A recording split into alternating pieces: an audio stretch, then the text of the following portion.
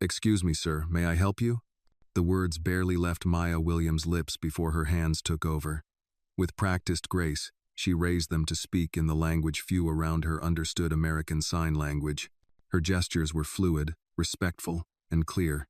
The tall man in the gray tailored suit, standing unsure near the GRI Communications front desk, turned at the motion. His eyes, guarded at first, softened. He signed back. He was Terrence Clark, 48 years old, founder of KinTouch Technologies and one of the most influential figures in assistive communication tech. He had arrived unannounced 5 hours earlier than expected for an informal tour. But no one at reception recognized him, and no one knew how to speak to him. Except Maya. At 29, Maya William had learned sign language not from a book, but from love. Her younger brother, Jesse, had been born deaf. She had spent years being his voice until the accident. Since his passing, Maya hadn't signed with anyone. Until now. Terrence pointed to his tablet, frustration creasing his brow. He was clearly trying to find someone. Maya stepped forward again.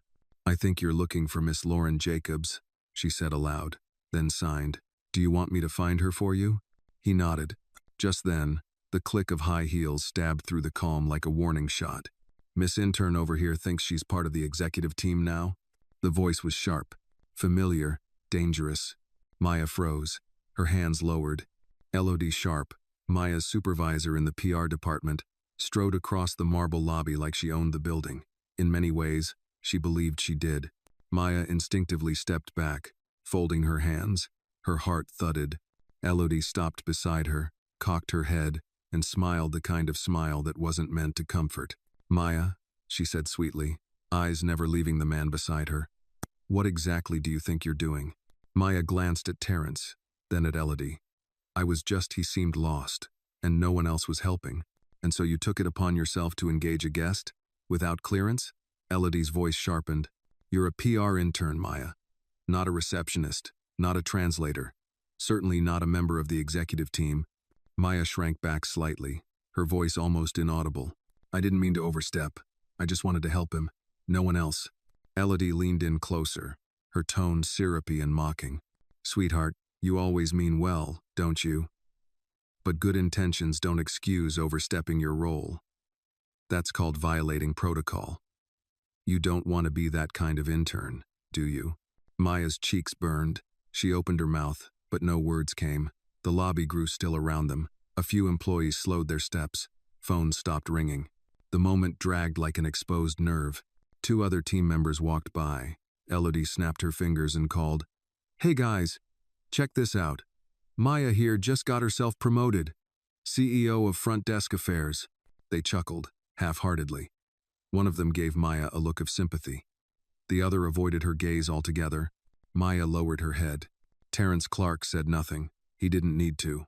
His face, until now open and kind, darkened.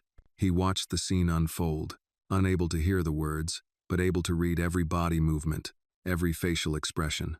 His eyes settled on Elodie, then Maya, then Elodie again. He knew this kind of cruelty. She blinked hard, willing herself not to cry. Not here, not now. "Oh, and Maya," Elodie added, her voice light but her eyes sharp. "Maybe next time, instead of jumping into conversations with VIP guests, focus on, I don't know, combing your hair? Or wearing something that doesn't scream charity drive?" She laughed, as if she had just shared an inside joke with the universe. In her mind, she saw Jesse, her little brother at 6 years old, tugging her sleeve with a crayon in his hand, signing, "Tell her I said thank you," after a teacher gave him a sticker. He had trusted her to be his voice. Even when the world didn't listen, he had trusted her until the day the world stopped listening to him forever. Maya swallowed the pain, steadied her hands, and turned back to Terrence. He was staring directly at her. Then, slowly, he lifted his hand and signed, "Stay with me." Maya blinked. "Sir?" He tapped his tablet and typed something. He handed it to her. She read it, hands trembling slightly. "I want you to be my interpreter today. You, no one else." Maya's breath caught. The words blurred on the screen. Before she could speak, a new voice cut in from above. "You heard the man." It was calm, rich, steel-laced. "Ethan Graham, CEO of GRI Communications, stood halfway down the glass staircase overlooking the lobby. The room shifted with his presence. Conversations died. Even Elodie turned pale. "I happened to be observing from upstairs," Ethan said, descending slowly, eyes locked on Elodie. Mr. Clark arrived earlier than scheduled. While others hesitated, Maya took initiative. With respect, with skill, and more professionalism than I've seen from some full-time staff this quarter. He paused at the bottom step. "Elodie, I'm sure your comments came from a place of stress," he said coolly. "But if I ever hear you speak to an intern or any employee that way again, stress won't be the excuse. It'll be the reason you're out." The silence was absolute. Elodie looked down, lips twitching but silent. Ethan turned to Maya. His expression softened. Maya followed 2 steps behind Mr. Clark as they walked down the sleek corridor of GRI Communications Executive Wing, her heart still thudding in the aftermath of what had happened in the lobby. Her hands itched with nervous energy, but she forced them to stay calm, neutral, professional. She was still shaking inside, but now she had a role to fulfill. A job, a responsibility. He had chosen her, not out of pity, not as a favor. He had watched, he had decided, and somehow, that made everything hurt a little less. Mr. Clark walked with quiet confidence, broad-shouldered, eyes alert, tablet in hand, always typing short phrases that he would hand to Maya before meetings. Occasionally, he signed short expressions to her, like "thank you" or "slow down," with a dry, gentle wit that reminded her of the men at her childhood church. The first stop was a design presentation. 2 junior developers, both in their early 30s, stood waiting in a minimalist glass-walled conference room, nervously rearranging slides on the screen. Maya introduced Mr. Clark with a graceful signed greeting and translated as he typed out a few comments. He offered kind but direct feedback, pointing out accessibility oversights in the UI mock-ups, colors too faint, captions missing on demo videos. No haptic feedback cues. As she interpreted, Maya felt herself falling into a rhythm she hadn't known she'd missed. The old language was coming back to her, shapes in the air, intention and movement, a way of speaking that felt deeper than sound. After the meeting, Mr. Clark paused before heading to the next room. He typed, then showed her. "You've done this before." Maya hesitated, then signed. "My little brother." He was deaf. He studied her face, then simply nodded. Ethan Graham stood behind the one-way mirror. He had watched everything. Technically, it was part of the company's standard observation protocol, especially for high-profile guests. But today, he wasn't watching the VIP. He was watching Maya. She didn't know the mirrors were reflective on one side. Didn't know that the CEO had cleared his schedule after what happened in the lobby. Didn't know that Elodie's face had gone bone white the moment she realized her outburst had been overheard. What Ethan saw in Maya was rare. Quiet strength, composure under fire. A grace that came not from training, but from somewhere deeper. When the meeting ended, he turned away from the mirror and walked back toward his office. His mind was working faster than his steps. He tapped his earpiece. "Get me Lauren Jacobs," he said. "Yes, sir," came the assistant's voice.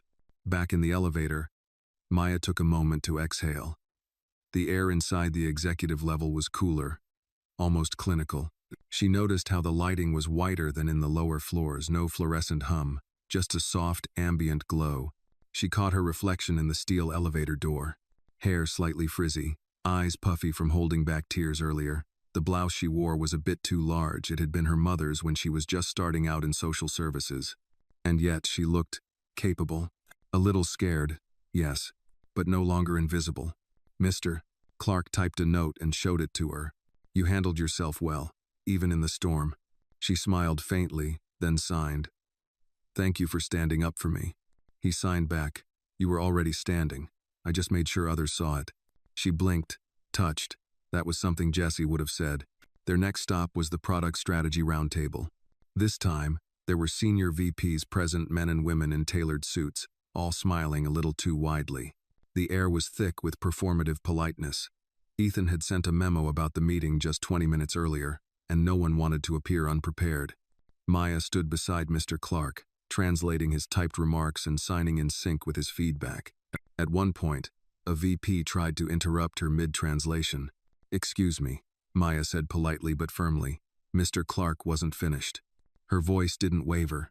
The VP sat back, lips pursed. A silence followed. Then Mr. Clark smiled broadly, something he hadn't done all day, and typed another note. "You've got more steel than you let on." Maya smiled, lips tightening to hold back the wave of emotion building in her chest. She didn't want to cry again. Not here. Not in front of them. If you feel for Maya in this moment, give her a like and drop a comment with where you're watching from, because you might be surprised how many people near you are watching this too. Later, during a break, Maya stood by the glass wall overlooking Lake Michigan. The skyline shimmered in late morning haze. Below, people bustled through the streets of Chicago like ants in sunlight. It was then that she noticed Ethan Graham approaching. He wasn't flanked by assistants or followed by camera-ready staffers. Just him. Tall. Impeccably dressed. And now, oddly approachable. "I didn't want to interrupt earlier," he said. "You had a good flow going." Thank you," Maya replied, her hands gently clasped in front of her. "I wasn't sure I was doing it right." "You were." He paused. "You were better than right. You were needed." Maya looked away, unsure how to respond. Ethan's tone softened. "How are you holding up?" She hesitated, then answered honestly. "I'm okay. Just trying not to think about the lobby." "You don't have to," he said. "That wasn't your failure. That was someone else's choice." Maya looked up at him. "Is she?" "Handled," he said simply. "For now. But I didn't come to talk about her." He reached into his coat pocket and handed her a folded note. It was handwritten. She opened it. Effective immediately, Maya William is reassigned as Accessibility Liaison for Mr. Terrence Clark's visit and future diversity-centered partnerships. Please coordinate accordingly, for example. Her mouth parted, then closed again. She couldn't speak. "This isn't charity," Ethan added. "It's recognition."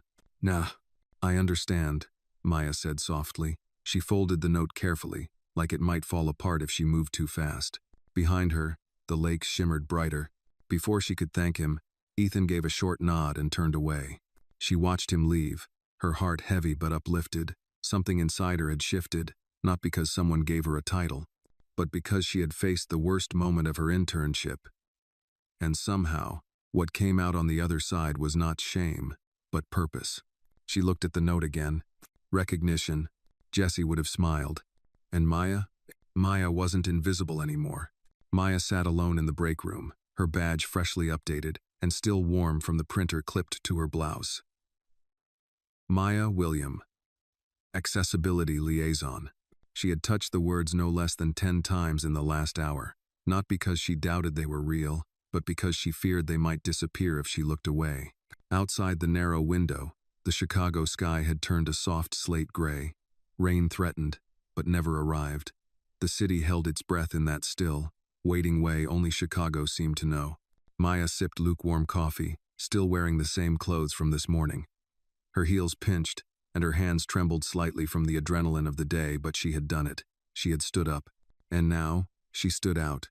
And not everyone liked that. The door creaked behind her. She turned and saw Elodie enter. Her lips pulled tight in a smile that didn't reach her eyes. She carried a branded bottle of mineral water and wore a fresh coat of lipstick, as if the morning hadn't happened. "Maya," Elodie said, tone light, almost rehearsed. "I heard about your promotion." Maya tensed but kept her voice calm. "It's a reassignment." "Ah, right," Elodie chuckled, twisting the bottle cap off. "Well, titles are just words, aren't they? Doesn't really change the hierarchy." "No." Maya stayed silent. She wasn't going to feed whatever this was. Elodie leaned against the counter, pretending to admire the skyline. "You know, I've been in this company for 9 years. Started in events, climbed up the ladder, earned everything. Didn't get handed opportunities because I happened to know a few hand signals. That one stung, but Maya kept her face neutral. I didn't ask for this. Mr. Clark requested me." Mr. Graham agreed. Sure. Elodie waved her hand. "And now you're... what? The hero of the week?" She took a slow sip of water. Be careful, Elodie added, dropping her voice. High places are exciting, but the fall? It hurts more when you were never meant to be there. Maya didn't respond. She picked up her cup, rinsed it out in the sink, and walked past Elodie without another word. But the moment clung to her like fog. As she walked back toward her assigned office, a small but private space now cleared for her on the 12th floor, she passed by clusters of employees whispering. Some smiled politely, others looked away. A few nodded in quiet respect. She wasn't invisible anymore. But being seen came with a price. In her office, she opened her laptop and began organizing the notes Mr. Clark had provided during the morning meetings. She was to accompany him the rest of the week, strategy sessions, product demos, and a public press event on Thursday. Her job was not only to interpret but to advocate, to ensure his needs were met with dignity and foresight. It was a job Jessie would have been proud of. She closed her eyes for a moment and imagined him sitting cross-legged on the old apartment floor, signing along to their favorite cartoons. Her fingers twitched unconsciously, remembering the signs for run, friend, sister. A knock broke her reverie. She opened her eyes. Mr. Clark stood in the doorway, holding 2 cups of coffee and a half smile. He gestured to one cup and handed it to her. She signed. You didn't have to do that. He shrugged and signed back. Felt like you could use one. They sat together, not speaking for several minutes. The comfort of silence wasn't emptiness, it was mutual respect. Finally, Mr. Clark tapped a message on his tablet and passed it to her. People will try to reduce what you did today into something small. Don't let them. She read it twice, then signed. I'm trying. It's hard. He nodded slowly, eyes thoughtful. You're strong, but even strong people need allies. I want to ask you something. Maya looked up. After this week, I'll be forming an external advisory board for tech equity, accessibility, real accountability. I want a liaison who's been on the inside and who remembers what it feels like to be on the outside. Her heart skipped. He added, that means you. She blinked, stunned. Me? I'm not. You're not just anything. That's what they'll want you to believe. She looked at him, then down at her hands. She'd always been steady when signing. It was the only time her body didn't betray her nerves. But now, even her fingers hesitated. Mr. Clark placed his hand over hers, just briefly. You don't have to answer now. Just don't say no out of fear. He stood and gave a polite nod before leaving. Maya sat still. She hadn't cried since the lobby. But now a tear slipped out. Not from sadness, not from fear, but from the overwhelming, impossible sense of finally being seen. Not for her trauma, not for her pain, but for her worth. Late that evening, after most of the office had emptied, Maya remained behind, finalizing documents for the morning brief. The lights dimmed automatically. She stood, stretched her back, and walked to the large window again. The city below was alive with lights, cars weaving like threads through the fabric of the night. Her phone buzzed. A message from her mother. Saw the company website. That's your name in the caption next to the man in the suit? Maya smiled. Yes, Mom, that's me. She paused, then typed again. Jessie would have teased me for the outfit. A moment later, he would have told everyone you were the smartest one in the room. Maya pressed the phone to her chest for a moment. Then she turned off the lights and stepped out of her office, walking into a future she never saw coming, shoulders still tense, but held higher than before. She was no longer the girl who walked silently past the front desk, invisible in the crowd. She was Maya William, and the world was finally listening. Tuesday morning arrived with a fresh chill in the air, the kind of crispness that hinted fall was nearing.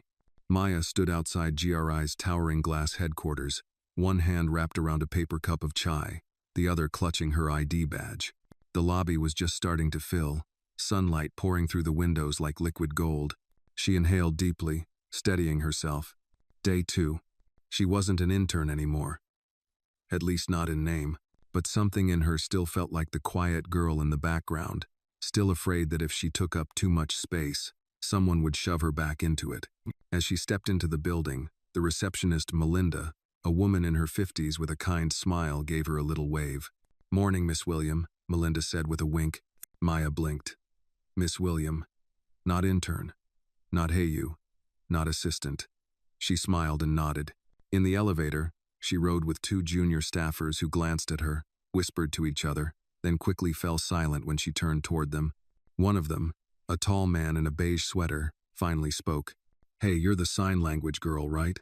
With the deaf tech guy?" Maya hesitated. "I'm his liaison. Mr. Clark." "Oh right, yeah, sorry, cool stuff," he mumbled, then turned red and stared at the floor. Maya offered a polite smile, then stepped out when the elevator dinged. She appreciated the clumsy attempt. It was better than the looks Elodie had thrown at her yesterday. All sharp edges and tight lips. Speaking of Elodie, Maya's new office, though modest, sat just a few doors down from the PR bullpen. And as she passed it, she caught the sound of hushed voices, Elodie's unmistakable sharp tone, and another voice she didn't recognize. "She's just playing the victim. Honestly, I don't know what he sees in her." Maya paused. "Elodie, be careful," the second voice whispered. "She's got Graham's backing now." Elodie scoffed. "Please. These diversity hires come and go. Give it a few weeks. Something will trip her up." Maya's spine stiffened, but she kept walking. She had heard worse before. As a black woman in corporate spaces, you didn't get far without learning how to catalog cruelty and keep walking. Still, it hurt. She entered her office and closed the door behind her, exhaling sharply. Across the desk sat her morning itinerary. First, a prep session with Mr. Clark for his midday tech roundtable. Then, a strategy lunch with Ethan Graham and Gry's Diversity and Innovation Board. Just thinking about it made her stomach turn. She adjusted her blouse and took a moment to recenter. Then she gathered her notes and headed to the executive conference room. Mr. Clark was already inside, seated at the long table, his tablet open. He looked up and gave a brief nod, then signed. "You okay?" She smiled tightly. "Yes. Just nerves." "Understandable," he signed back. "You're walking into a room that wasn't built for you." She tilted her head. "Do I look that uneasy?" He typed.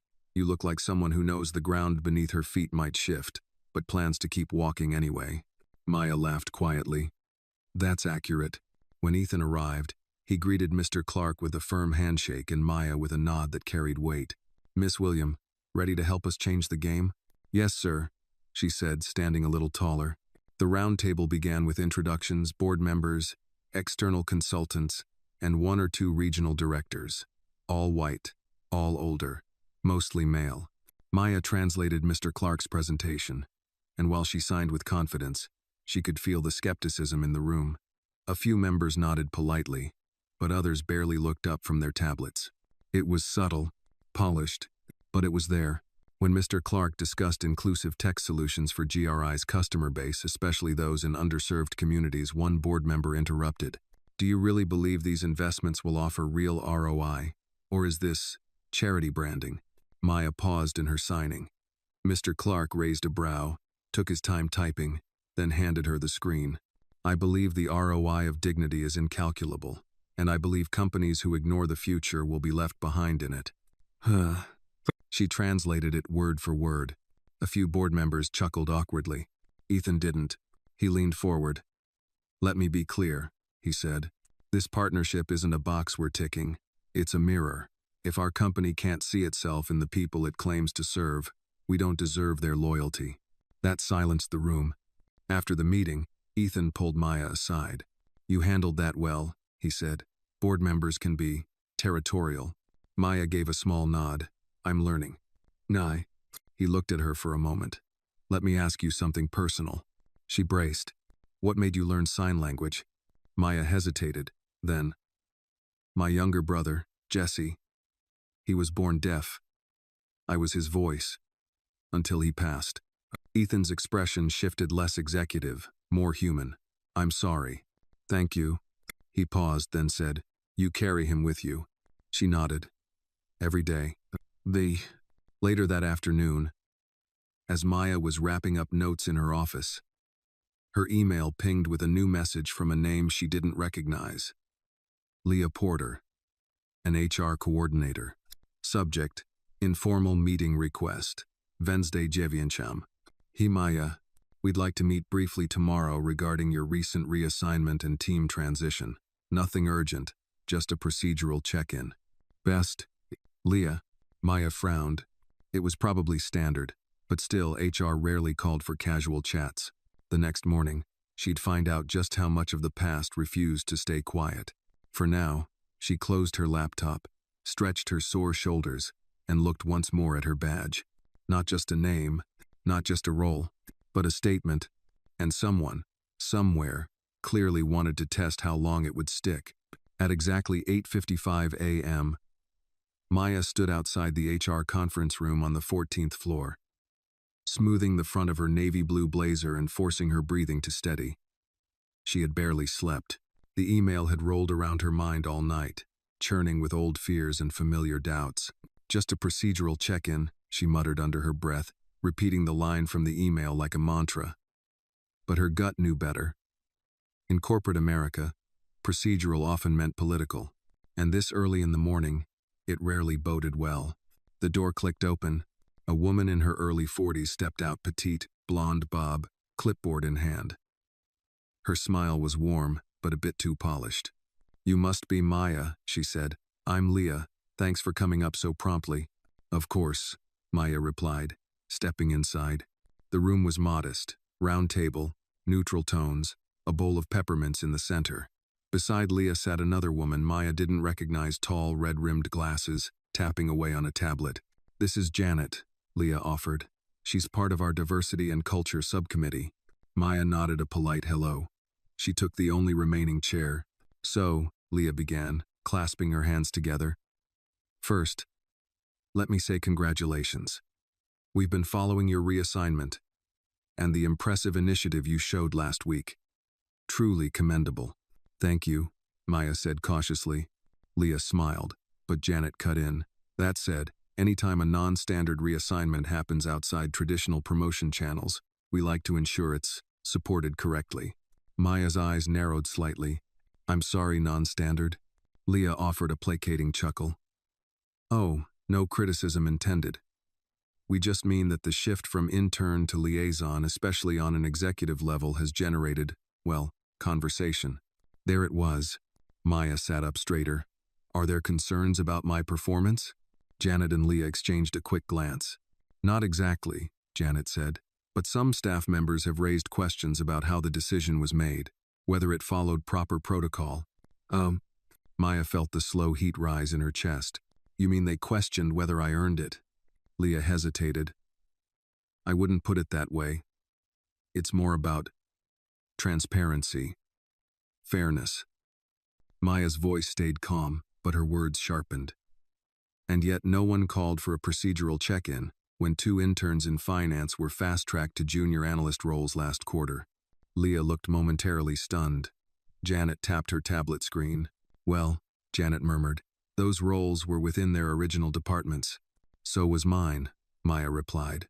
"PR is where I started, and my work with Mr. Clark is directly connected to accessibility and external communication." There was a beat of silence. Leah cleared her throat. "We're not here to criticize, just to ensure you're supported, that the structure around your new role is clear." Maya took a deep breath. "I appreciate that, truly, but I'd ask you to consider how support feels when it's framed as suspicion." Leah shifted uncomfortably. Janet said nothing. After a tense pause, Leah smiled again, softer this time. Less corporate. "You're right," she said. "We'll revisit the language we use around these transitions. Would you be open to contributing feedback on our internal advancement framework?" Maya hesitated. "If it means no one else has to sit here defending their right to be seen, then yes." Leah nodded. "Good.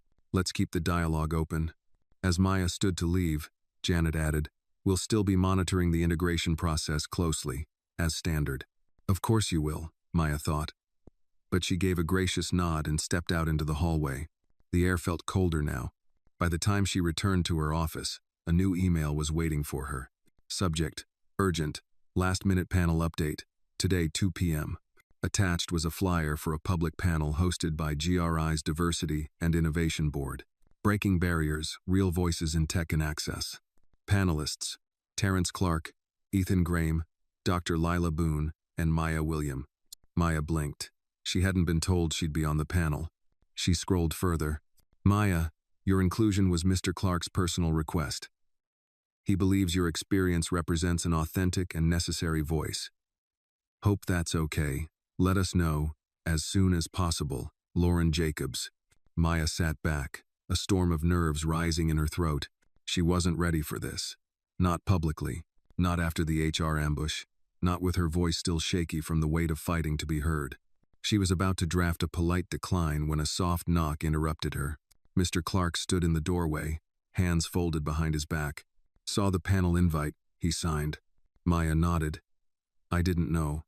I haven't said yes yet. He signed. I told them not to ask. I told them to tell you, because you needed to see what I see. Which is what?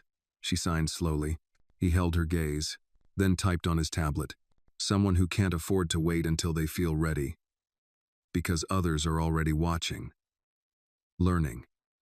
Counting on you. She stared at the words. Her heartbeat was deafening. I'm scared, she signed. Good, he replied. Means you care. Maya sat with that, not running from it, not fighting it. Then, finally, she nodded. Okay. I'll do it. That afternoon, she stood behind the curtain backstage as the moderator introduced the panelists. The room beyond buzzed with energy.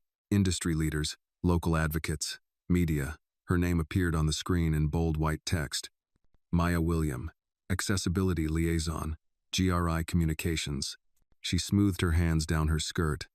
Thought of Jessie, of the look on her mother's face when she saw the flyer. She stepped out onto the stage. Terrence Clark smiled. Ethan gave a subtle nod. And somewhere deep inside her, the fear shifted no longer an anchor, but a current, moving her forward. The auditorium buzzed with the quiet hum of anticipation. Rows of chairs filled with a mix of executives, engineers, advocates, and press, all eyes forward, all ears tuned. A large banner hung above the stage. Breaking barriers, real voices in tech and access. Maya adjusted her microphone. Her palms were damp, but her spine stayed straight. She sat at the far end of the paneled table, next to Terrence Clark, whose calm expression gave her silent courage. Beside him sat Ethan Graham and Dr. Lila Boone, a tenured professor and well-known advocate in the field of disability justice. The moderator, a polished woman in her 40s with a background in corporate ethics, introduced each speaker. When she got to Maya, her voice grew warm. And finally, we have Maya William, newly appointed Accessibility Liaison at GRI Communications, a rising voice for inclusive access in both workplace and product design. Thank you for joining us, Maya. Polite applause followed. Maya smiled, nodding gently, but her heart was a storm. The first few questions went to Dr. Boone and Ethan policy. Corporate inclusion metrics, government partnerships. Maya listened intently, trying to focus, trying to ground herself in the moment. She could feel Elodie's invisible eyes somewhere in the back of the room, watching, waiting. Then the moderator turned toward her. Maya, she said, your career trajectory changed very suddenly and very publicly after a moment of empathy at the front desk. What does it feel like to go from intern to liaison in a matter of days? The microphone was in her hand. All eyes shifted. Maya took a breath, a beat. Then, honestly, it feels like walking into a room where no one expected you to speak and then realizing you have no choice but to. A few nods, a few murmurs. The room leaned in. She continued, when I saw Mr. Clark at the front desk, he wasn't being ignored maliciously. People just didn't know how to connect with him. I recognized that moment because I've lived it. My little brother was deaf, and I grew up watching the world treat him like he was difficult instead of different. So I stepped in, not because I wanted attention, but because I couldn't unsee him. And I can't unsee people like him, like Jessie, anymore. She paused. A silence, respectful and thick, filled the space. Dr. Boone leaned slightly forward. You said something powerful just now. Maya couldn't unsee him. That's often the beginning of advocacy, isn't it? Seeing the need, even when others don't. Maya nodded. Yes, and realizing that silence, while it can be peaceful, isn't always kind. Sometimes silence becomes complicity. The moderator's eyes softened. Do you feel supported in your new role? Maya hesitated. Her fingers twitched slightly under the table. I feel watched, she said carefully. Supported by some, resented by others. But I'm learning that visibility comes with responsibility. I don't get to fade back into the crowd just because it's easier. Terrence Clark signed something slowly. Maya translated aloud, as they had practiced. Your presence is proof that change is not theoretical. It's personal. The room shifted. No longer just listening, they were absorbing. The moderator opened the floor to audience questions. A woman from a local tech nonprofit asked Maya, "How do you deal with people who think you're only here to fill a quota?" Maya didn't flinch. "I let my work speak for me. And when that's not enough, I let my why speak louder." A man from a major software firm asked, "What's the biggest barrier to inclusion in tech?" Maya replied, "Fear of discomfort. People are afraid to feel ignorant, to be corrected, to make mistakes. But growth requires that discomfort." Each answer earned her more than applause, it earned respect. As the event wrapped up, the audience rose for a standing ovation. Maya tried to stay humble, but her hands shook as she stood, the adrenaline crashing through her like a wave. Backstage, she slumped onto a bench, exhaling for what felt like the first time in hours. "You were brilliant," came a voice. She looked up. Ethan Graham stood there, hands in his pockets, eyes steady. "I meant what I said before," he continued. "You're not here to check a box. You're here to shape the box differently." Maya gave a small smile.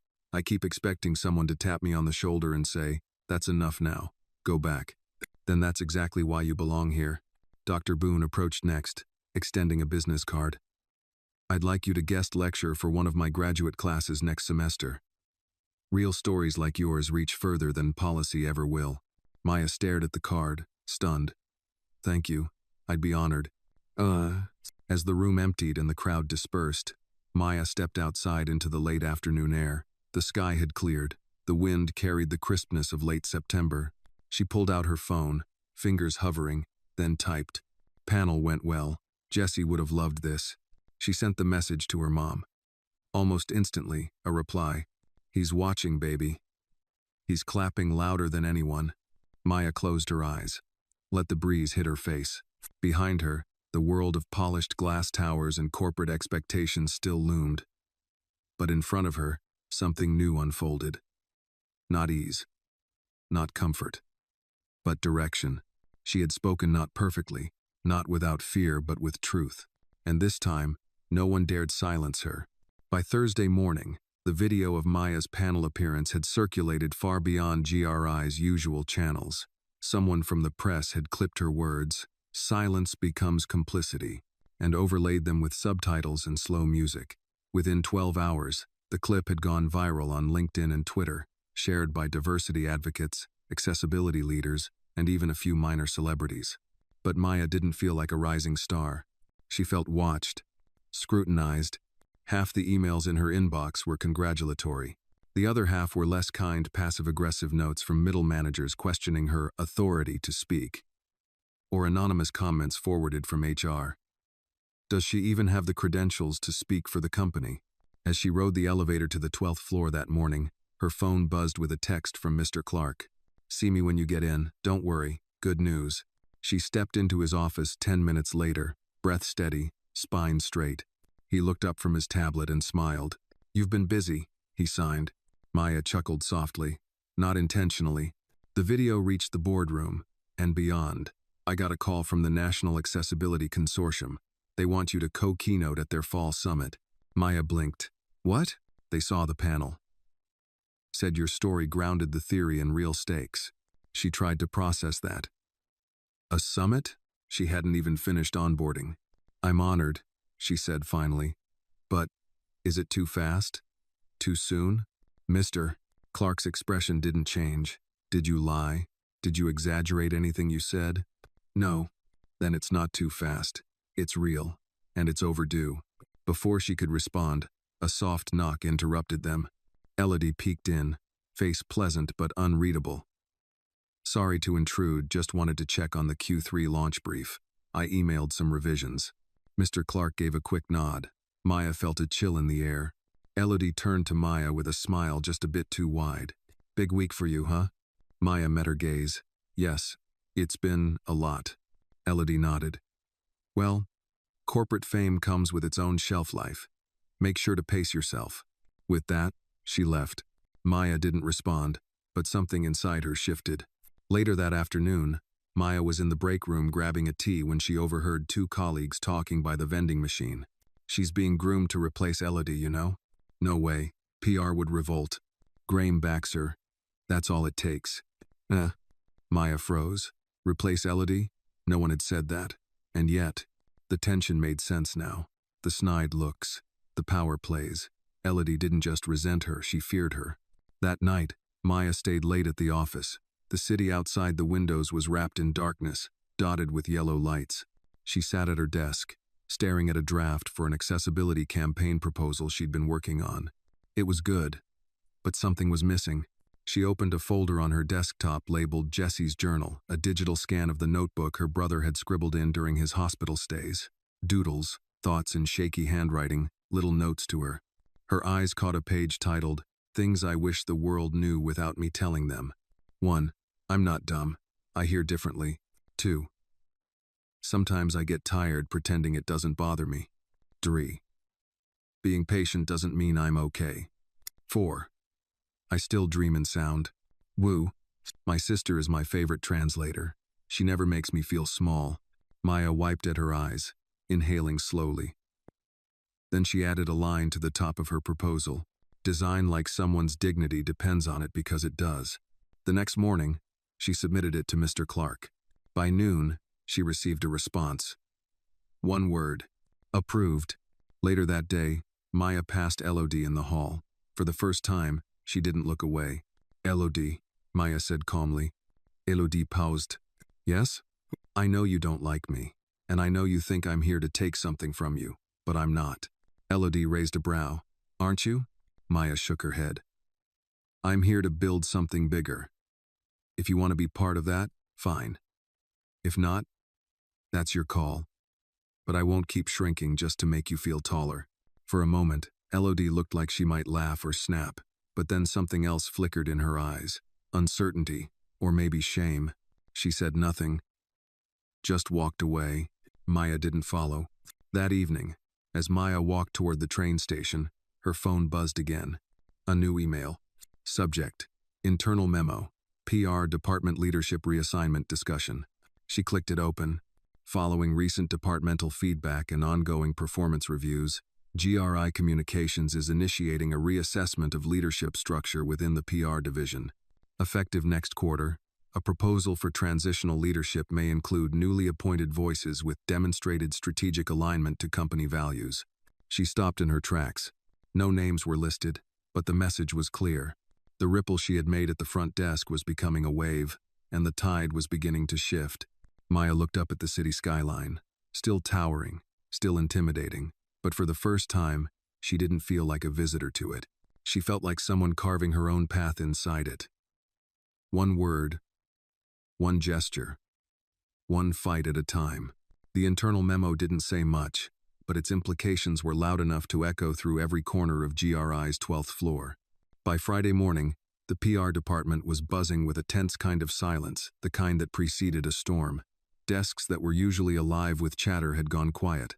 Maya felt it in the shift of eyes, the hesitation in greetings, the careful hush that fell every time she walked by. People weren't just noticing her now. They were watching her, some with quiet support, others with quiet resentment. She arrived early, a full hour before most. She liked it that way, before the eyes, before the whispers. As she sat in her office reviewing the logistics for an upcoming accessibility workshop, a sharp knock pulled her attention. It was Ethan Graham. He didn't bother with pleasantries. Can you join us upstairs in 10? Maya blinked. Us? He nodded. Leadership. You're part of it now. There's a transition briefing. Confidential for now. Bring your notes on the accessibility initiative. She stared at him for a second. Are you serious? Do I look like I joke in elevators? Maya stood. I don't know if I'm prepared. You've been preparing for this your whole life, he said, and left. 10 minutes later, she entered the glass-walled conference room on the executive floor, her heart thudding against her ribs like it wanted to escape. Inside were faces she'd only seen in year-end reports, division heads, senior executives, legal. And at the far end, Terrence Clark, with his tablet already glowing. Ethan stood near him, arms crossed. Maya William, Ethan announced as she walked in, accessibility liaison and communication strategist for Clark Initiative. No applause, just acknowledgement. She took her seat. The first 20 minutes were typical. Quarterly projections, public reception to recent campaigns, pending partnerships. Maya mostly observed, taking notes, translating when Terrence asked. Then Ethan leaned forward. Next item, internal restructure, public relations. The room shifted, subtle glances. Effective next month, he continued. We're restructuring leadership based on performance, innovation, and alignment with GRE's evolving core values. No one looked at Elodie, but everyone felt her tense. Ethan continued.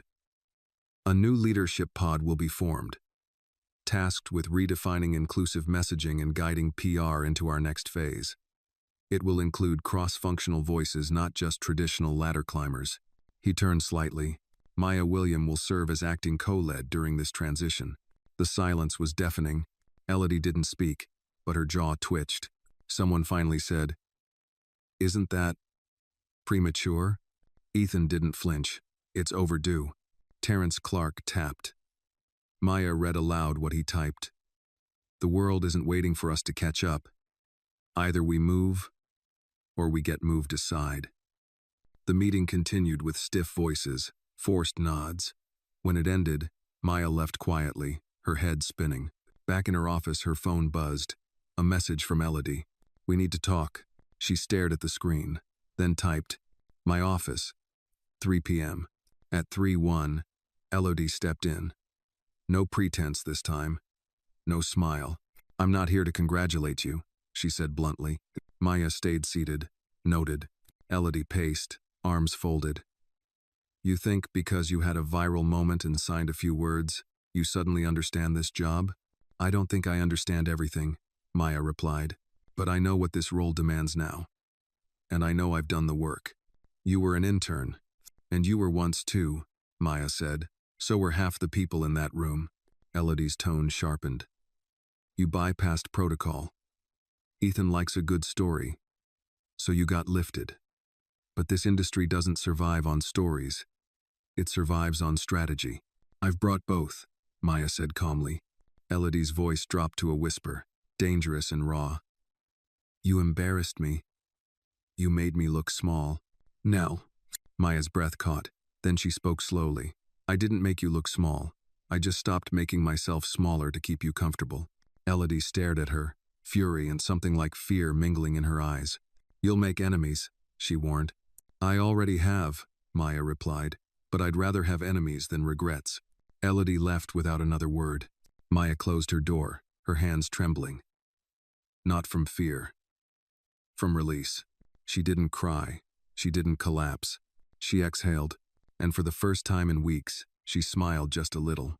That night, as the city lights flickered outside her window, Maya called her mother. "She confronted you?"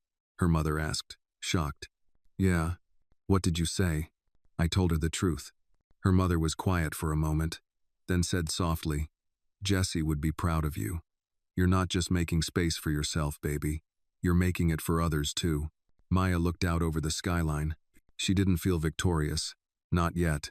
But she felt something better, steady. And in a world full of storms, that was enough to keep going. By Monday morning, Maya arrived at the office earlier than usual. The air was crisp, tinged with the first signs of fall, and she welcomed the cold. It sharpened her, like steel meeting stone. Inside the building, her heels echoed softly against the polished floors as she made her way to the executive conference suite. She was no longer just the observer. Today, she was at the table. This was the first official strategy meeting for the newly formed Inclusive Messaging Leadership Pod. A cross-functional team of directors, product designers, legal advisors, and now her. The email she'd received from Ethan the night before was brief but clear. "Bring your ideas. Bring your fire." As she entered the room, most were already seated. Terrence Clark was there, his eyes scanning his tablet. Ethan nodding along beside him. The others glanced up as she entered, their expressions a mix of curiosity, politeness, and calculation. "Maya," Ethan greeted, pulling out a chair beside him. "Glad you're here. Let's dive in." The first 20 minutes were filled with updates on Q4 campaigns, community outreach, and the launch of GRI's upcoming product, an AI-powered communication tool aimed at making online interactions more inclusive for users with hearing impairments. When the room quieted, Ethan turned to her. "Maya, you've been vocal about designing from lived experience. The floor is yours." Her mouth went dry for half a second. Then she opened her notebook. "I spent the weekend reviewing our messaging from the last 2 years," she began. "And what stood out was not what we said, but what we didn't. There's a tone of optimism, progress, innovation, but almost no acknowledgement of the struggle it takes to even get a seat at this table." A few people shifted in their chairs. "I'm not talking about pity," she continued. "I'm talking about honesty. Real stories. Real voices. Accessibility can't just be an outcome. It has to be a philosophy. A culture." She clicked her tablet, pulling up a slide titled, "Access is not charity, it's equity." The room leaned in. "I propose we launch a narrative series, internally and externally," she said. "Short profiles of employees, users, even community members. Focus on their lived experiences with access barriers not as tokens, but as thought leaders. We pair that with a commitment. Each time we share a story, we tie it to a tangible policy or product shift." A pause. Then the lead designer, Nora, spoke. "I like that. It's not just storytelling, it's accountability." One of the legal reps raised a concern. "What about consent? Privacy? We'll need clear permissions." "Already considered," Maya said. "Stories would be opt-in, fully vetted, with participant control over final edits." Terrence Clark signed something, and Maya translated aloud. He says, "The only stories that change the world are the ones told without shame." Silence. Then Ethan tapped the table. "Let's make it happen." As the meeting ended, Ethan pulled Maya aside. "You're not just doing the work," he said. "You're shifting the lens. Don't lose that." "I don't plan to," she replied. Back at her desk, Maya sifted through emails, setting up interviews for the narrative series. She felt momentum reel, humming momentum. But just as she began to relax, an email subject line caught her eye. "HR review request, Maya William." Her stomach dropped. She clicked it open. "Miss William, per standard review protocol following leadership reassignments, we are conducting an evaluative process regarding your transition and associated impacts. Please report to HR. Tuesday, 9 a.m. Janet Lee, D. I Oversight Committee." Her chest tightened. She stared at the screen. Was this retaliation? A final test? A few minutes later, her phone buzzed. A message from Leah in HR. "Maya, this is routine, not disciplinary, just a scheduled review. I'll be in the room, no surprises." Still, Maya felt the unease settle in her gut. That evening, she called her mother again. "They're pulling me into another HR review," she said. "For what?" "They're calling it standard protocol." A pause. Then her mother's voice, low and steady. "Don't let it shrink you. You've come too far to fold now." Maya lay in bed that night, staring at the ceiling. Jesse's voice echoing in her mind. "You're not small, sis. You're just in a place that never made room for you before." The next morning came like a wave crashing over her nerves. She wore her sharpest suit, hair pulled into a tight bun, face calm. She entered the HR conference room at 8:59 a.m. Leah greeted her with a smile too professional to feel personal. Janet was already seated, her expression unreadable. "Thanks for coming, Maya," Leah said. "This is a follow-up to the structural transition. We're reviewing feedback, both internal and external, related to your new position." Janet added, "There's been praise, but also questions. Concerns about rapid promotion, team dynamics, and role clarity." Maya didn't flinch. "What kind of concerns?" Leah clicked her pen. "Primarily from peers in PR. They feel blindsided. There's worry about hierarchy erosion." I didn't ask to leapfrog anyone, Maya said, keeping her tone even. I stepped into a role I was offered and have worked hard to justify every day since. Janet looked at her directly. Do you believe your appointment has contributed to division in the department? Maya hesitated only for a second. Then, no, I believe it revealed divisions that already existed. My presence just made them harder to ignore. Silence. Then Leah leaned back. We'll document this review and follow up with final notes. For now, you may return to your duties. Maya nodded once and left the room without another word. Back at her desk, she found a message from Terrence Clark. Stand firm. They'll test your voice because it's new. That doesn't mean it's wrong. She smiled, just faintly. The HR door had closed, but the work was still ahead. The movement she'd sparked was bigger than her fears, bigger than the office politics, and she was just getting started. By midweek, Maya found herself walking a tightrope, one made of expectation, perception, and the fragile balance of visibility. Ever since the HR review, there'd been a shift in the air. Colleagues greeted her with more formality, less warmth.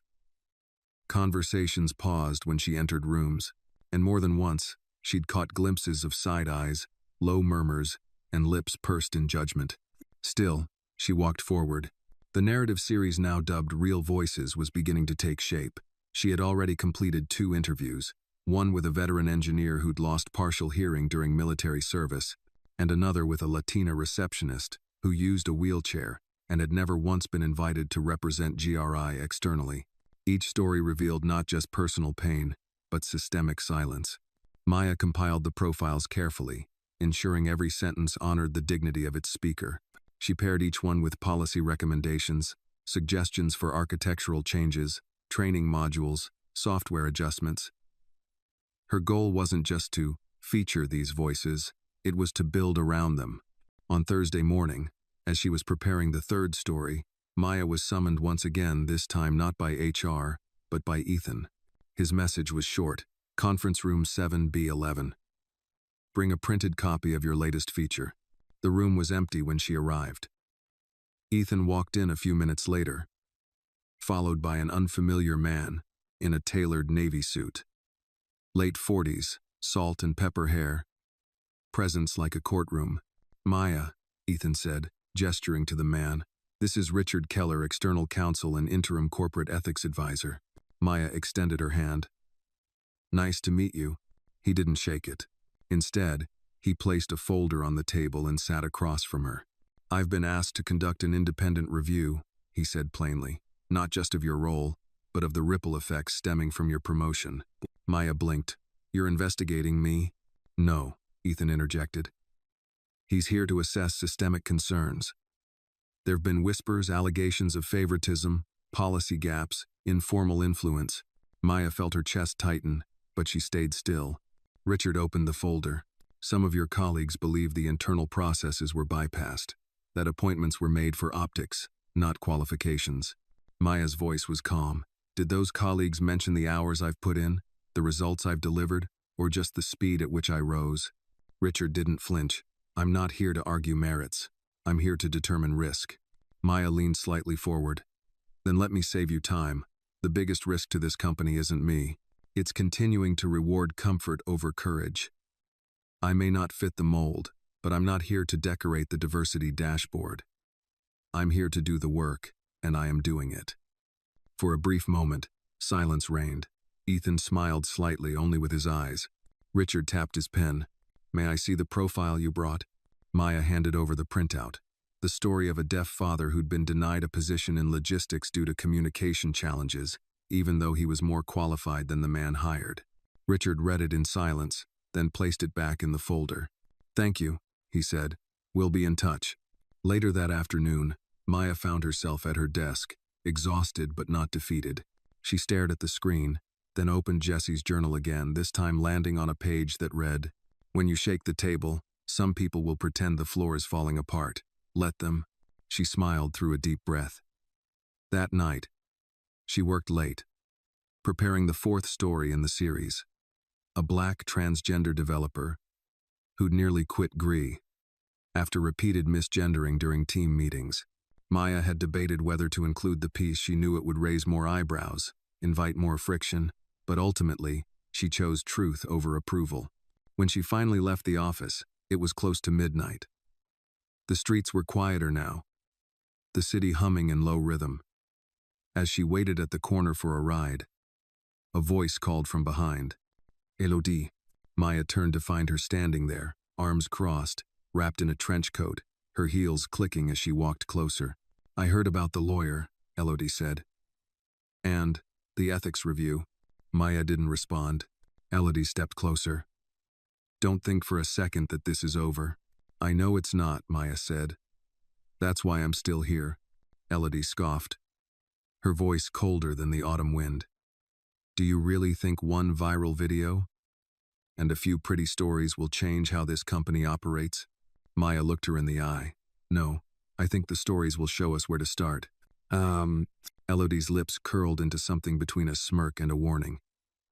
Careful, Maya. Not everyone is rooting for you. Not everyone likes what you represent.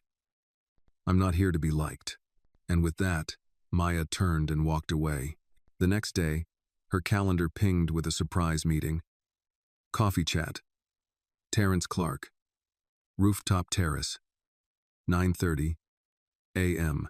When she arrived, the terrace was empty save for Clark, seated with 2 steaming cups in front of him. The city sprawled behind him, a patchwork of ambition and exhaustion. He signed without greeting. They will try to break your pace. But don't rush. Don't retreat. Just keep walking. She nodded.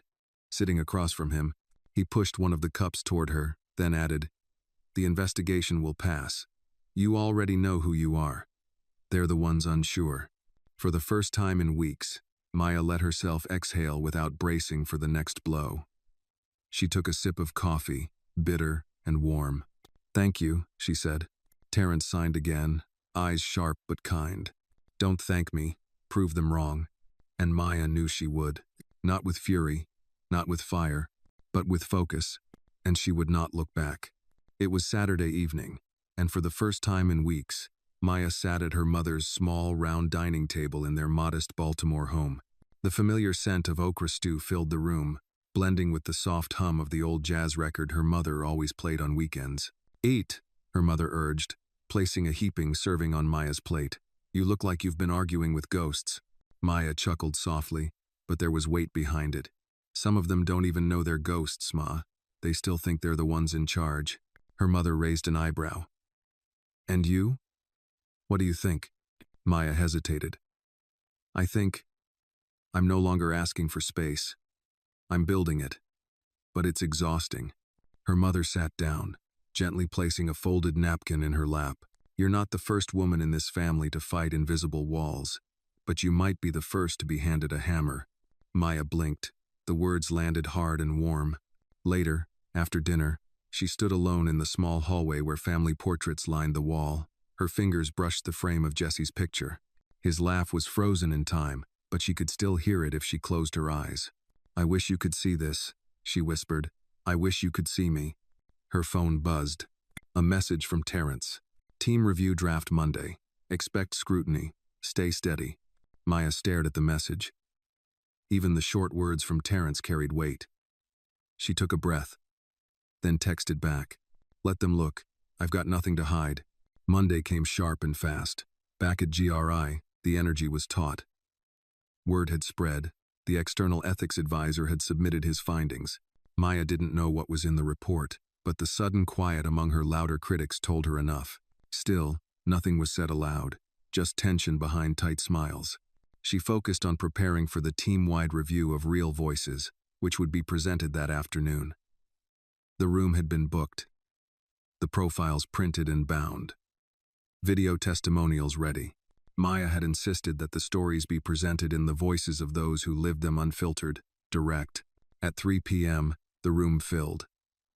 Not just the leadership pod, but members from across departments. Even senior executives Maya had never met were in attendance. Ethan began with a few words. This isn't a campaign. This is a mirror. Then he nodded at Maya. She stood, her heart calm but alert. She began with a voice memo from Sandra, the Latina receptionist. I was always told I smiled too much. That it made people take me less seriously. I used to believe them. Now I smile because I made it here without shrinking. Then came the veteran engineer's clip. Losing part of my hearing didn't break me, but being overlooked did. I didn't want sympathy, I wanted a chance to contribute. Maya let the room absorb each story. There were no slides, no transitions, just truth. When the last video ended, the room was still. Then Nora, the lead designer, spoke. We've built so many things, but none of them feel as honest as this. There were murmurs of agreement, but from the far side, Elodie's voice cut through. This is moving, she said coolly, but is it strategy? Or is it sentiment? Maya turned to her.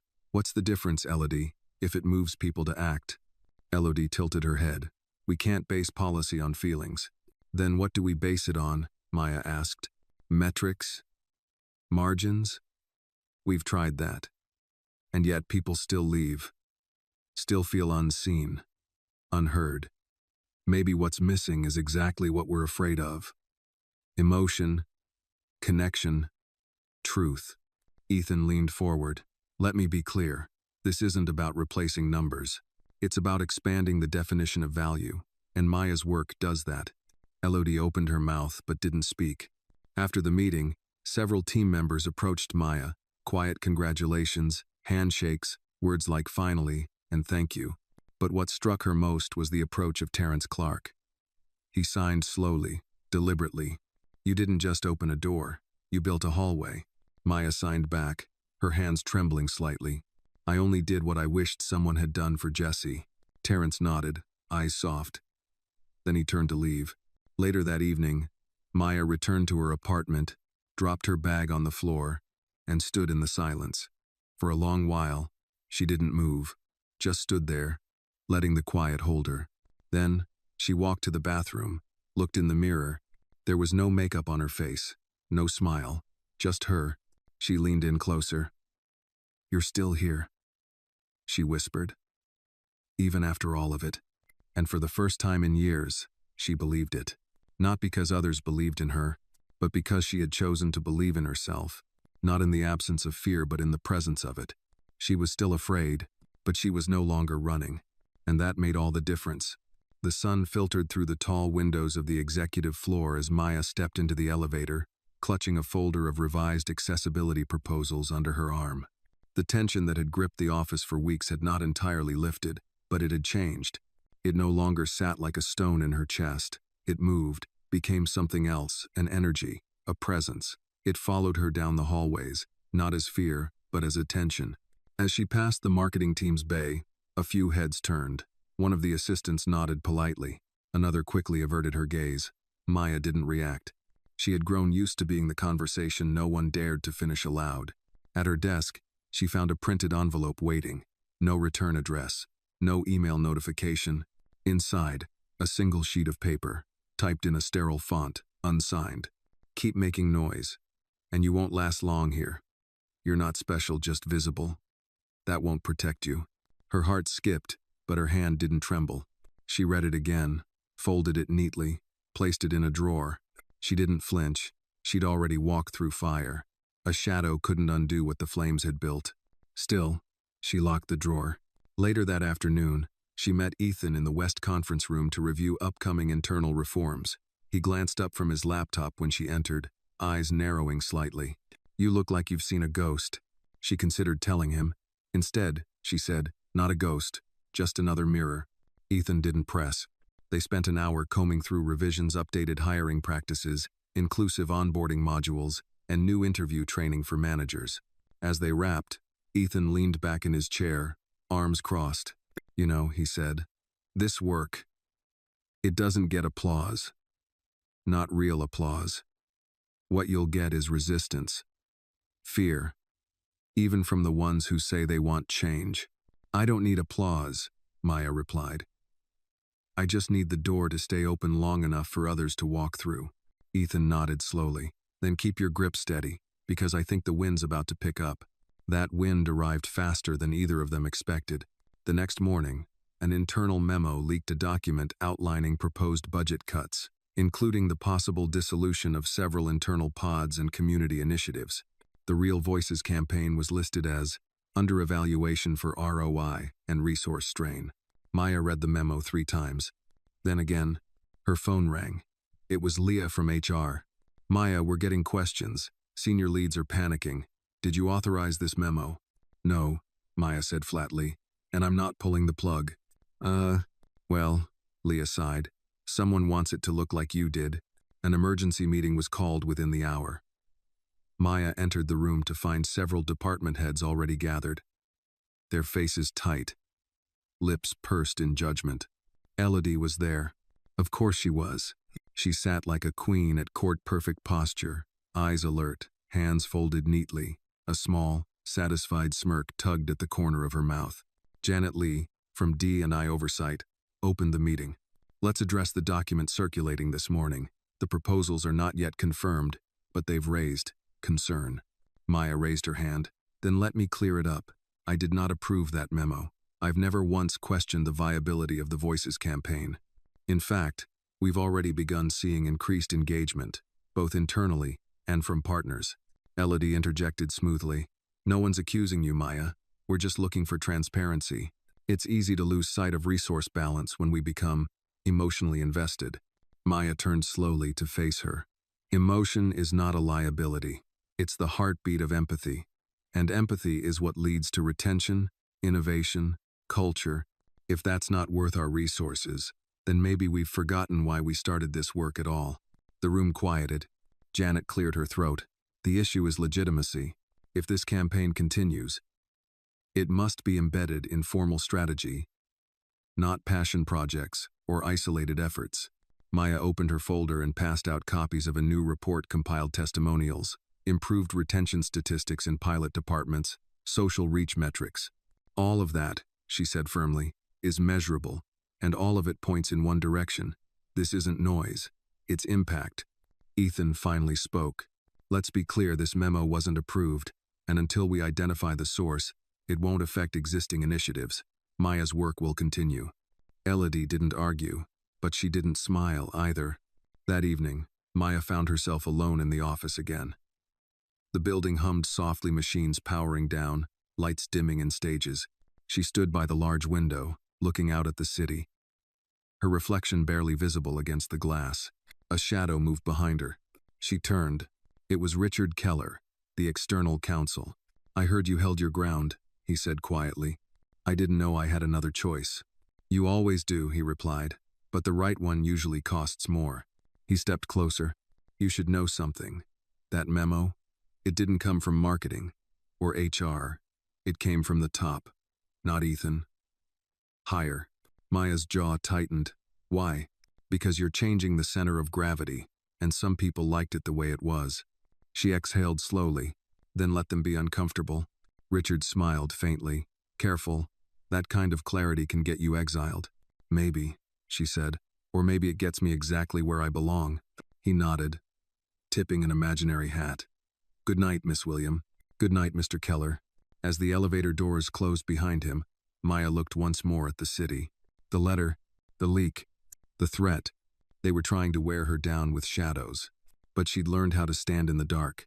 She returned to her desk and opened Jesse's journal one more time. Near the back, on a page she hadn't seen before, in his neat, tilted handwriting, were the words, "When they try to erase your voice, write louder." She smiled, and then she got back to work. The following Monday began with gray skies and a drizzle that seemed to weigh down the entire city. Maya stood at the edge of the sidewalk near the GRI building, her umbrella held steady, watching people rush past. Everyone moved fast, eyes down, coats pulled tight. She wasn't sure if it was the weather or the atmosphere in the company that made people shrink into themselves. She walked into the lobby, greeted the security guard with a nod, and made her way to the elevator. As the doors closed, she caught her reflection in the mirrored wall. Her eyes were steady, but behind them lived a storm of questions she couldn't shake. The anonymous letter, the sabotage memo, the thinly veiled threats, none of it had broken her, but it was beginning to wear at the seams of her trust. When she stepped onto her floor, she was met with silence. Not cold this time, just expectant. Whispers of something moving beneath the surface. At her desk, she found an envelope. A real one this time, from GRI's internal communications team. She opened it quickly. Inside was a short, typed note. We'd like you to speak at the upcoming Founders Forum. CEO and board in attendance. 15 minutes. Full creative control. Maya stared at the words, blinking once, twice. The forum was the most visible internal event of the year. Only senior executives spoke. No interns, no assistants, no transitional managers, especially not ones who'd only been in their role a few months. Ethan passed her desk 5 minutes later and dropped his coffee into the recycling bin. Congratulations, he said without slowing down. Maya stood and followed him into his office. This wasn't your idea? No, he said, sitting down. I was looped in after the invite went out, came from the board chair directly. Maya frowned. Why me? Why now? Because they're either ready to listen, or they're trying to tame the fire. He studied her face for a moment. Just be careful, Maya. You're being given a mic, but they might be hoping you'll sing their song. She nodded. Then I'll make sure the song is mine. The week passed in a blur of preparation. Maya wrote, rewrote, and rehearsed her speech in the evenings, walking laps around her apartment, recording voice memos and deleting them. She knew the audience. Executives, investors, people trained to listen only when dollars were mentioned. But she wasn't going to talk about ROI or branding potential. She was going to talk about people. On Friday morning, the forum stage was set in the company's main auditorium. Polished wood floors, velvet-lined chairs, soft lighting that made the place feel more like a TED Talk than a corporate event. Maya sat backstage, her hands resting lightly on her lap.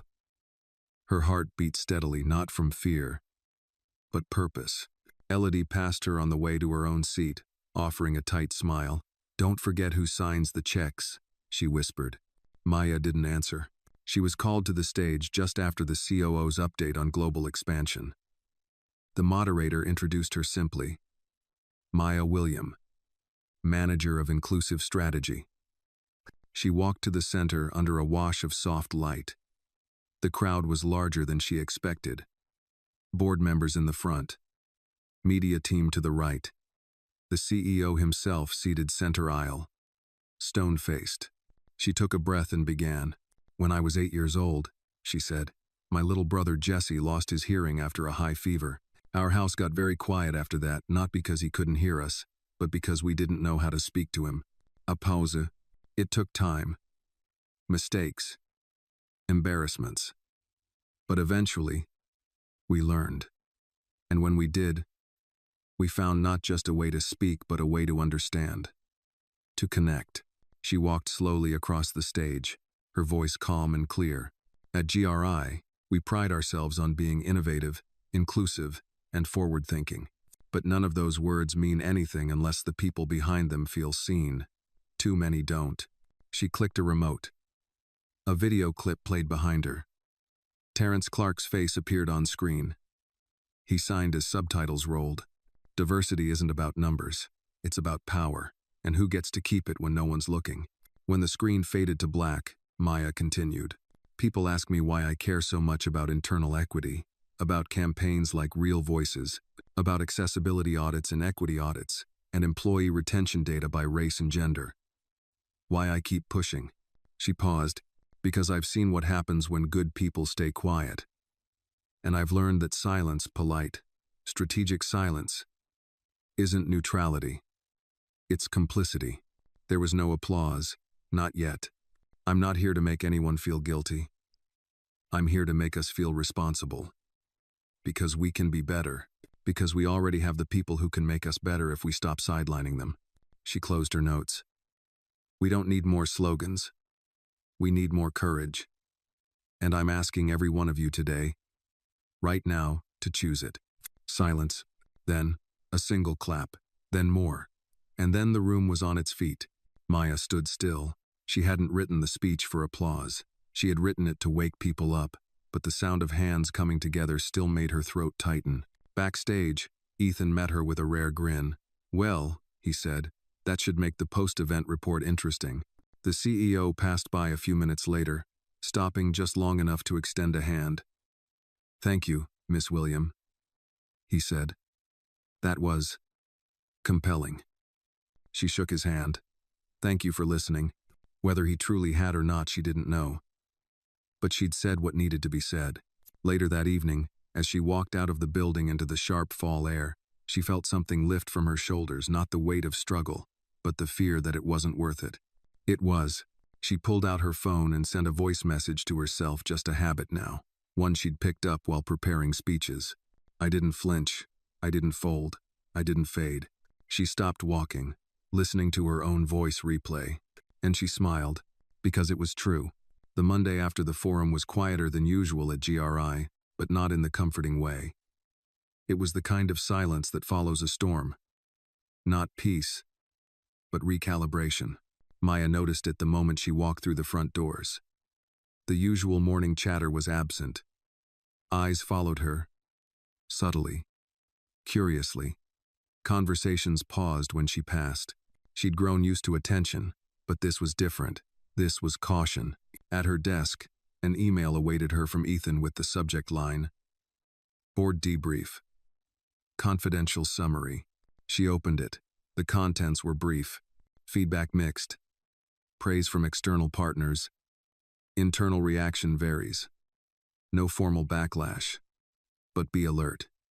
Recommend keeping a low profile this week. Will loop in HR. No backlash. Not yet. But Maya knew better than to mistake silence for safety. A knock on her cubicle wall made her look up. It was Terrence. He signed slowly. They heard you, even if they pretend not to. She smiled, grateful. Then she signed back. They'll try to find a way to make me regret it. Terrence didn't deny it. Then make sure they never forget it instead, he signed. He walked away before she could respond. That afternoon, Maya received a calendar invite for a one-on-one meeting with board chairwoman Evelyn Monroe. A 15-minute window. No context. No attachments. She'd never been summoned to the top floor before. Not alone. As the elevator climbed, Maya adjusted her blazer, steadying her breath. When the doors opened, she stepped onto a floor unlike the others, quiet carpet, museum-quality art, a view of the skyline so wide it felt unreal. Evelyn's assistant greeted her politely and led her into the office. The chairwoman stood by the window, her gray hair pinned back in a twist, hands clasped. Maya, she said without turning. Come in.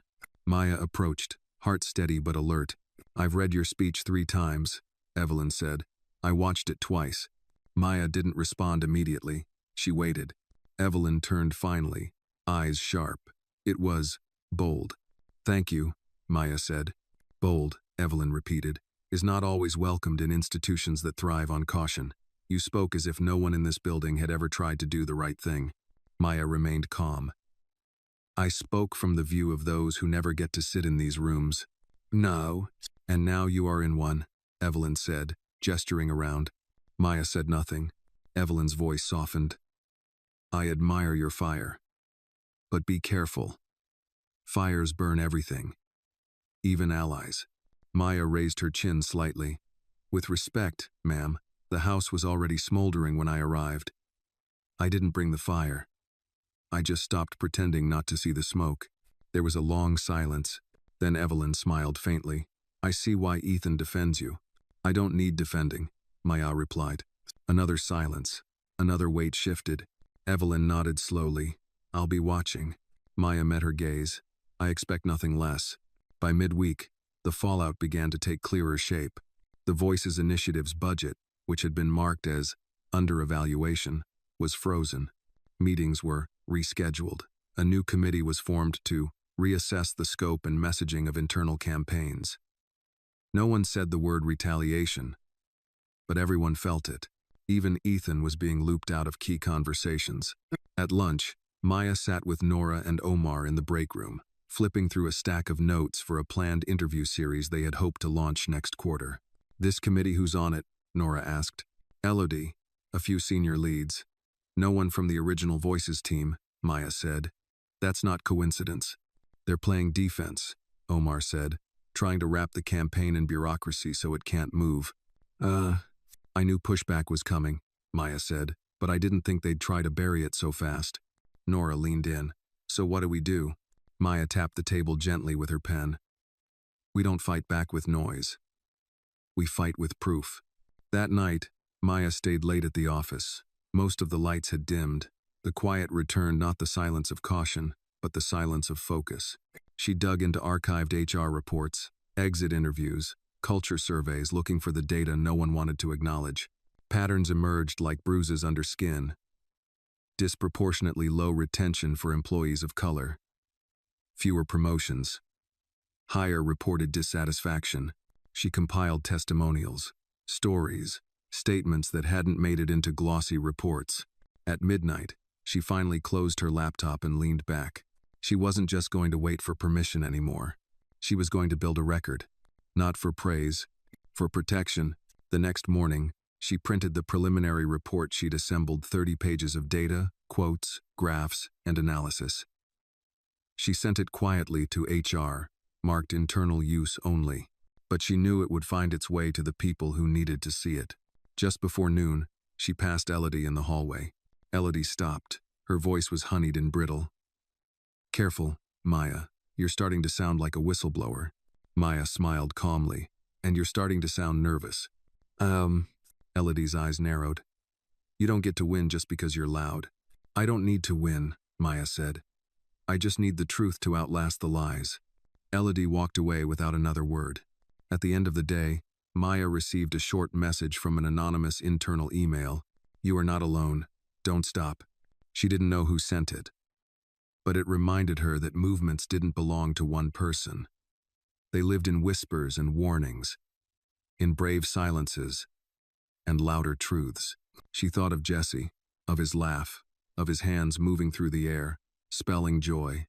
Then she looked in the mirror and practiced saying her own name again. Clear, unapologetics. The voice they'd tried to silence was still speaking, and it was getting louder. It was just after dawn when Maya arrived at the office on Thursday morning. The city still wrapped in fog, the streets damp from last night's rain. The GRI tower rose above the mist like a judge, unmoved by storms, unbothered by what stirred at its base. Maya, on the other hand, felt the weight of every step. She knew the day ahead would not be ordinary. At 10 a.m., a formal roundtable had been scheduled on the executive floor. The agenda, outwardly routine, strategic realignment, and organizational vision. But Maya had received a private message from Ethan the night before. "Expect a move. Keep your eyes open. They're shifting pieces behind closed doors." She didn't need more than that. She had already felt the tension coiling beneath the surface all week. Whispers in hallways. Canceled meetings. Proposals mysteriously misplaced. Every action pointed to a strategy not of dialogue, but of erasure. When she stepped into the meeting room, the scent of polished wood and expensive coffee filled the air. The long table gleamed under the pendant lights. Around it sat a mix of executives, board members, and a few senior advisors. Elodie was already there, seated at the far end in a charcoal gray suit, her expression unreadable but alert. Ethan motioned Maya toward a seat beside him. He gave her a brief nod, nothing more. It was enough. Chairwoman Evelyn Monroe began the session. "Thank you all for coming. As you know, we are here to discuss alignment, ensuring our strategic priorities are shared and actionable across all departments." "Awed." Maya listened carefully. So far, nothing unusual. She took notes, watched eyes shift.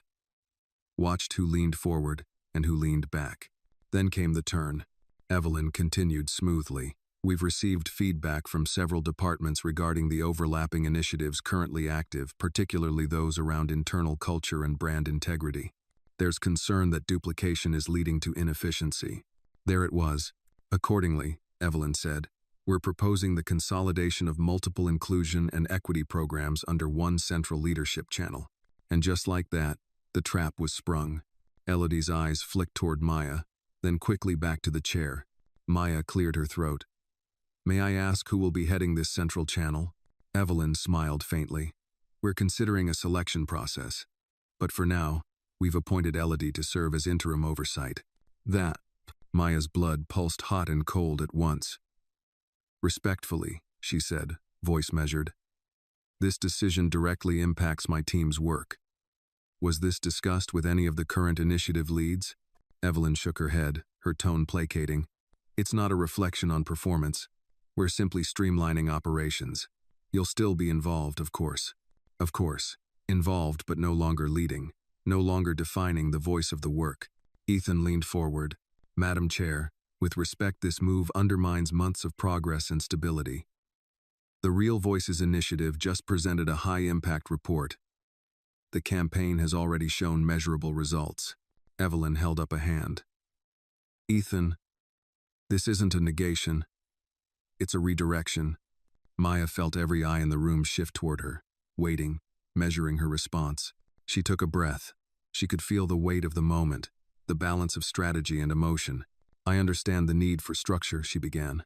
But consolidation, when done without transparency or consultation, becomes erasure. And erasure, especially of marginalized voices, is not efficiency. It's regression. A silence spread, uncomfortable, dense.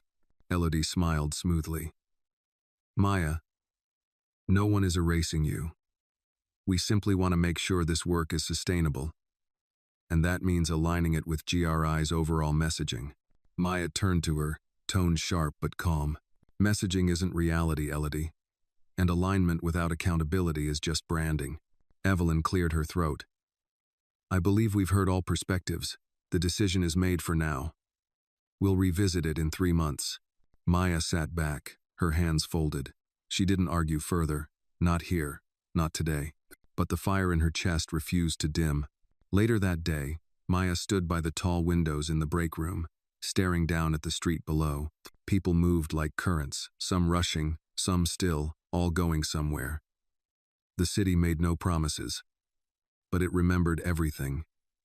Terrence approached her quietly. He had seen the summary of the meeting. He didn't need to ask.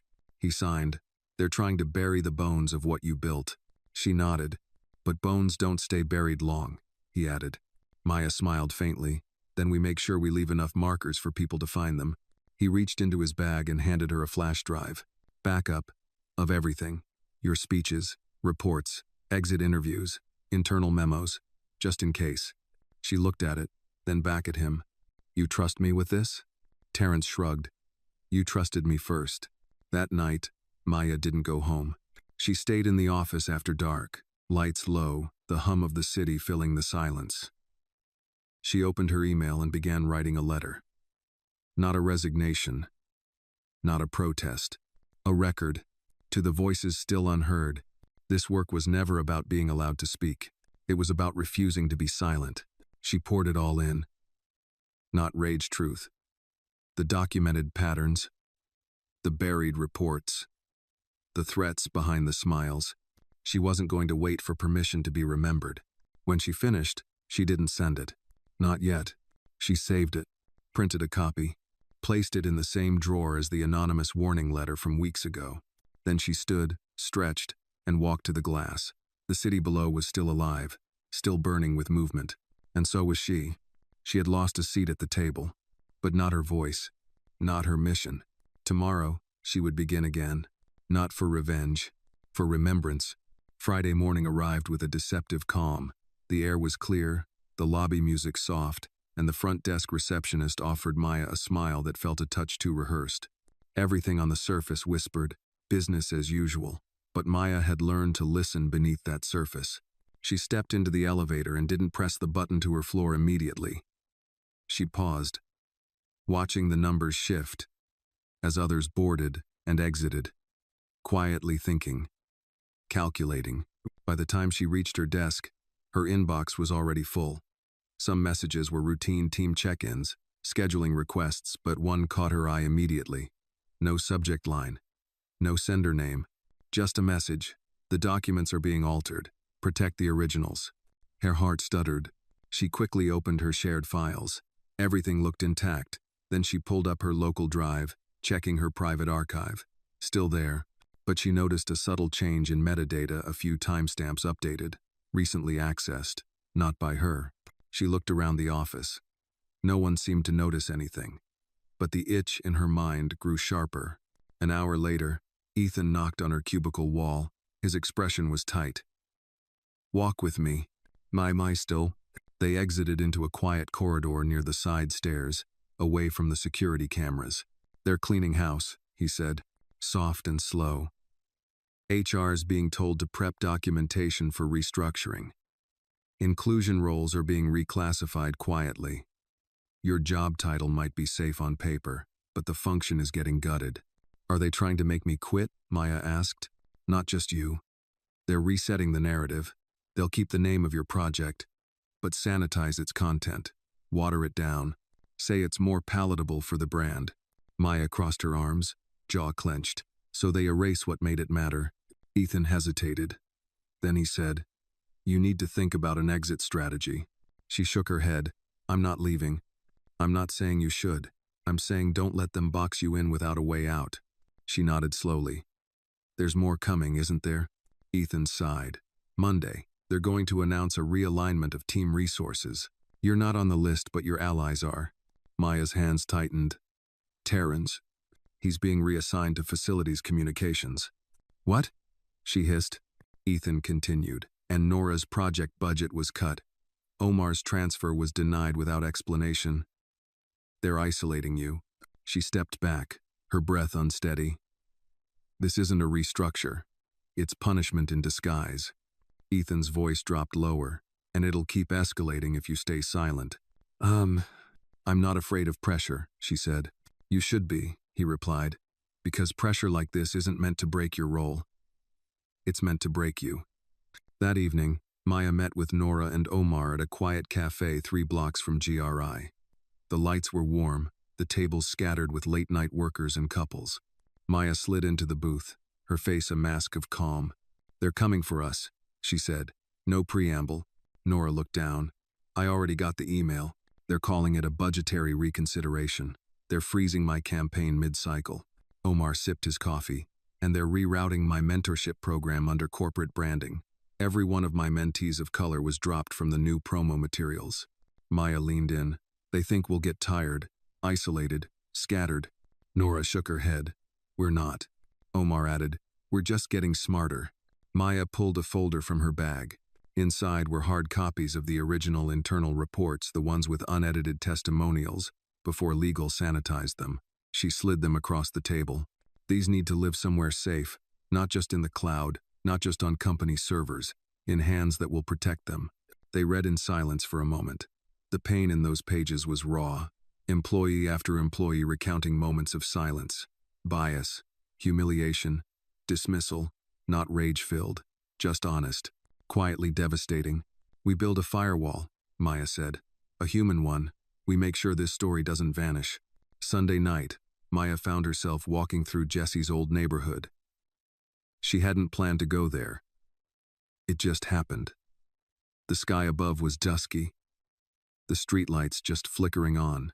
She stopped in front of the playground where Jesse used to sign stories to other deaf kids, animated and proud. He'd once told her, "People will listen, even if they can't hear, as long as you mean it." She sat on the bench nearby and watched the children play. One little girl wore a pink sweater and was signing something quickly to her brother. Her hands moved with such joy, such confidence. Maya smiled, tears blurring her view. She pulled out her phone and opened the draft of the letter she'd written weeks ago, the one to the unheard voices. She added one more line. "They can't erase us if we keep writing." She hit save. Then, slowly, she hit send. Not to HR, not to GRI, but to a journalist she trusted, someone who had quietly covered equity stories in corporate America, someone who had once whispered to Maya at a community panel, "If you ever need the truth to reach the light, you know how to find me." She included the documents, the timelines, the voices, no embellishments, just facts, and the truth. At 2 a.m., her phone buzzed. "Journalist." "Got it. Reviewing. You've done something powerful. I'll protect your name unless you tell me otherwise." Maya stared at the message for a long moment. Then she typed back, "Use my name. Let them know I'm not hiding." And with that, she turned off her phone. She wasn't sure what Monday would bring, what consequences, what silence, what backlash. But she knew this. She had made her choice. And the ripple was already moving. The headlines dropped just after 8 a.m., Monday morning. It started with a single tweet, an embedded link from the Civic Lens, one of the most respected independent media outlets in the country. The headline was simple: but searing. The silencing of voices at GRI, an inside look at how corporate equity dies quietly. Byline, Maya William. Within minutes, it spread. Slack channels pinged, emails were forwarded. Screenshots circulated in private group chats. On LinkedIn, the article began trending under tags like number equity at work, number voices matter, and number corporate silence. Maya sat at her desk, the quiet hum of the office now interrupted by a tense buzz. No one spoke to her directly, but she saw the shift, shoulders hunched, eyes darting. Ethan appeared at her cubicle less than 10 minutes after it went live. "You did it," he said softly. "I didn't do anything but tell the truth," she replied. He smiled, but it didn't quite reach his eyes. "And now everyone's finally listening." The article was thorough. It laid out the timeline of events with clarity and restraint. Maya's arrival, the creation of the Real Voices initiative, the internal reports, the public praise, and then the gradual erasure, the restructuring, the quiet retaliations, the reassignment of allies, the dilution of purpose. It wasn't a hit piece. It didn't sensationalize. That made it even more devastating, because it felt real. Evelyn Monroe was named only once, and carefully. Elodie was quoted verbatim from an internal memo about messaging clarity and brand coherence. But Maya's name was everywhere, not as a victim but as a witness, a resistor, a truth teller. By noon, she received a message from her mother. "I'm proud of you. Your father would have been too." She closed her eyes and let that one land. At 1:30 p.m., she was summoned to the executive floor. The request came not from Evelyn, but from GRI's external PR director, Mitchell Lang. It was unprecedented. PR never dealt with interns turned associates. When she entered the room, Ethan was already seated. Elodie, too, though her face was unreadable now, cool, guarded. Evelyn was not present. Mitchell stood near the window, his expression somewhere between worried and calculating. "Miss William," he began, "thank you for coming. I assume you know why we're here." Maya nodded. "You read the article?" "We did," he said, walking slowly. "It's gaining traction. Some board members have been contacted for comment. Investors are watching." Elodie cut in sharply. "It's a breach of protocol." She released internal documents.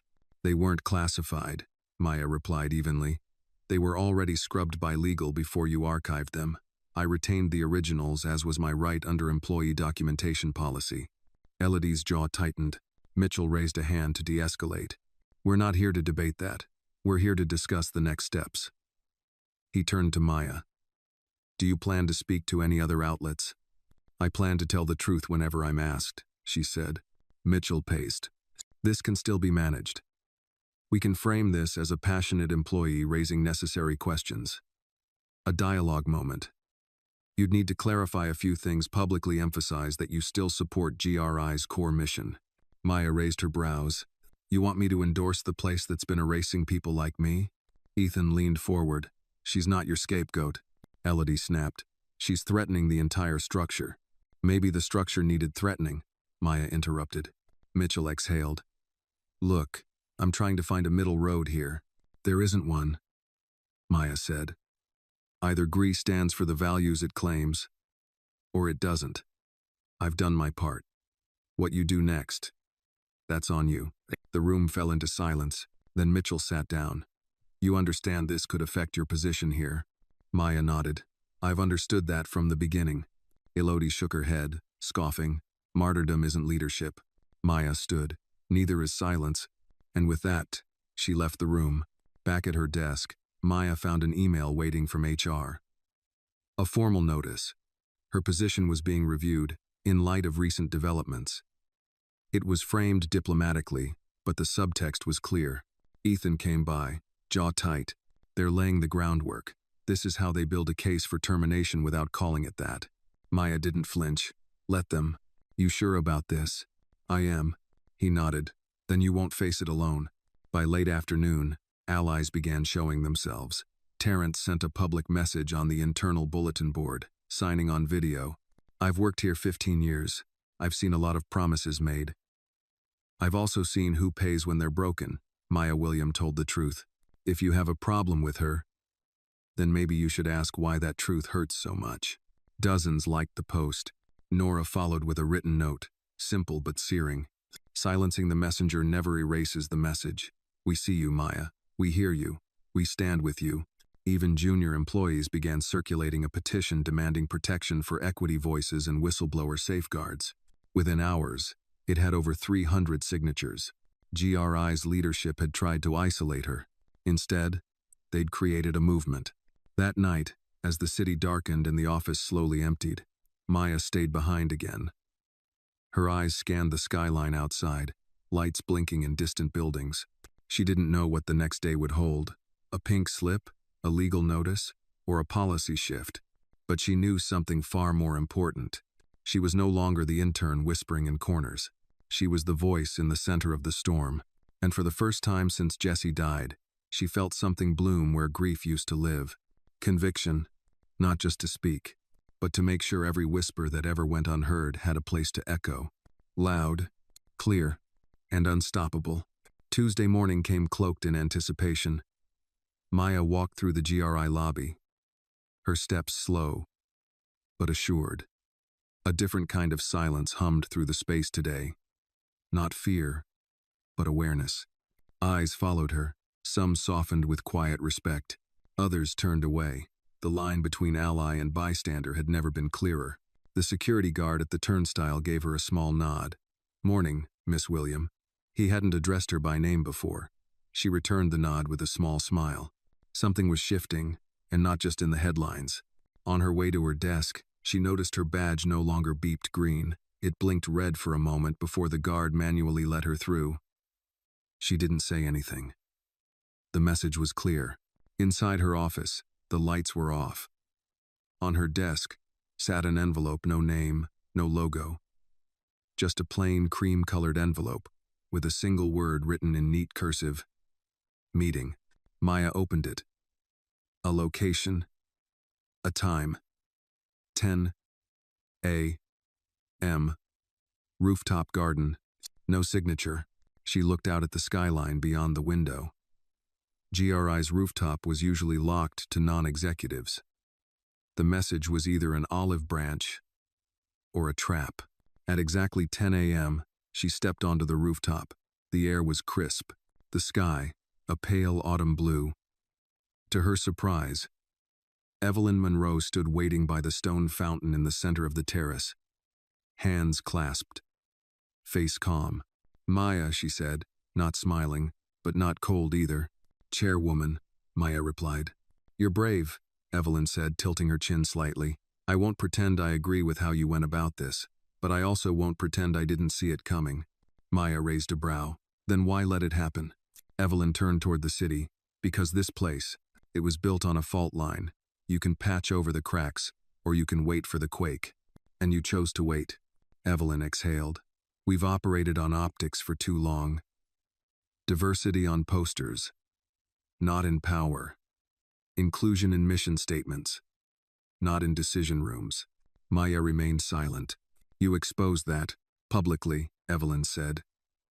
"And now the board wants blood, or reform. I'm not sure which." "What do you want?" Maya asked. Evelyn finally looked at her. "You." Maya blinked. "Excuse me?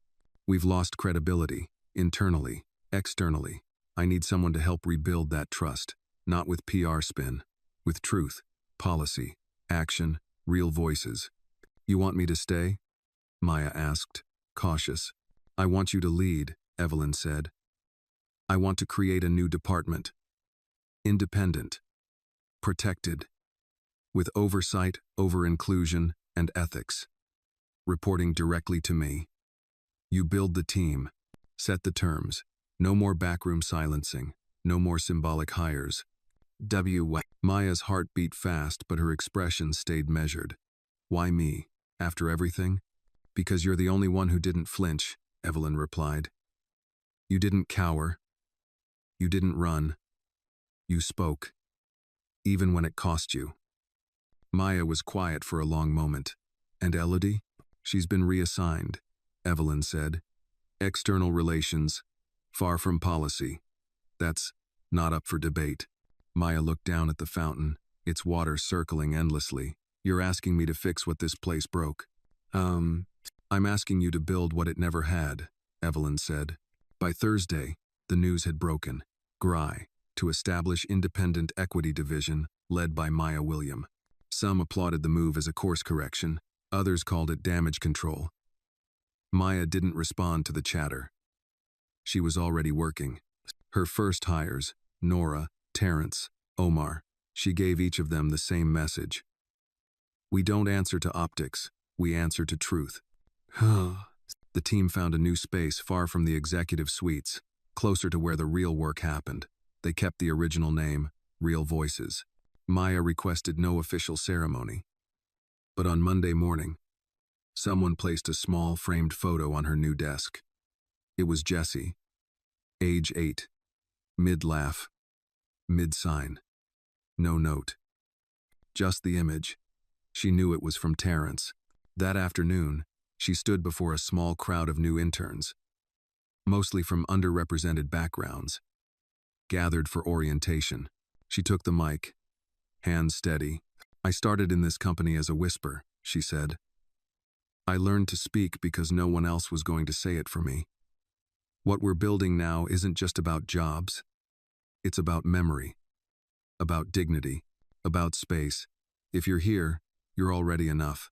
Don't let anyone convince you otherwise. She paused. Some people will say your voice is too loud. Others will pretend they can't hear it. Speak anyway. The room was silent, listening, really listening. Weeks passed. The company shifted. Some resisted, some evolved, but the work continued. Quiet, steady. One evening, long after everyone had left, Maya stood by the window of her new office. The city below was buzzing, but peaceful. A soft knock at the door. Ethan, I thought you'd like this, he said, holding out a book.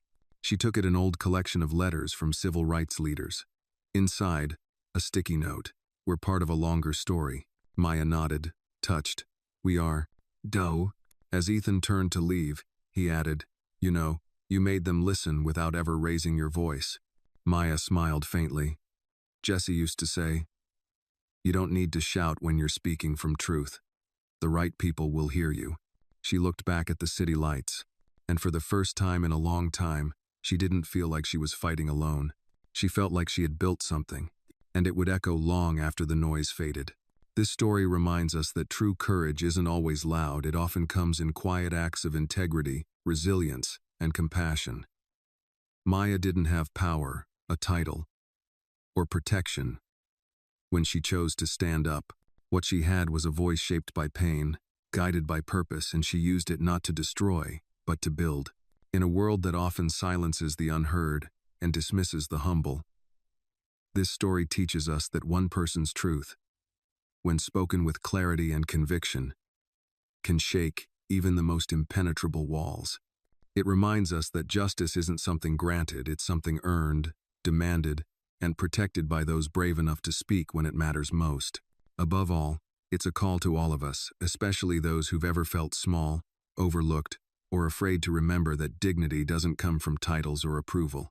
It comes from choosing what's right, even when it's hard. And sometimes, the quietest voice becomes the one that echoes longest.